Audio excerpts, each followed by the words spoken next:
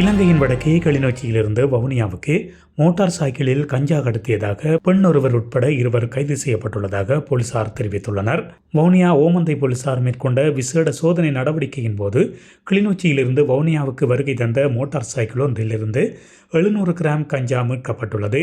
இதனையடுத்து அதில் பயணித்த 36 வயதுடைய பெண் ஒருவரும் அவரது சகோதரர் என கூறப்படும் 30 வயதுடைய ஆண் ஒருவரும் கைது செய்யப்பட்டுள்ளனர். அவர்களிடமிருந்து 2,72,000 ரூபாய் பணமும் மீட்கப்பட்டுள்ளது.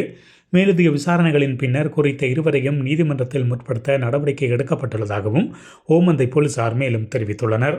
இதேவேளை வெளிநாட்டில் உள்ள கணவனை அச்சுறுத்தும் வகையில் விளையாட்டாக செய்த நாடகத்தால் இளம் குடும்ப பெண் ஒருவர் பரிதாபகரமாக உயிரிழந்துள்ளார். இந்த சம்பவம் இலங்கையின் தெற்கே முல்லேரியா என்ற இடத்தில் இடம்பெற்றுள்ளது.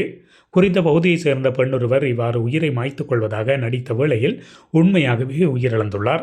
அங்கொட கொடல்ல மாவட்டத்தில் வசித்து வந்த 28 வயதுடைய அனுத்தரா ஸ்ரீமன்னா என்கின்ற பெண்ணை இவ்வாறு உயிரிழந்துள்ளார். படுக்கையில் கதிரையை வைத்து அதன் மேலேறி மேற்கூரையில் தொங்கிய கயிறை கழுத்தில் போட்டு போலியாக உயிரை மாய்க்க முயன்றுள்ளார். இதன்போது எதிர்பாராத விதமாக கதிரை கவிழ்ந்ததில் அவர் கழுத்து நெரிக்கப்பட்டு உயிரிழந்துள்ளதாக விசாரணைகளில் தெரியவந்துள்ளது.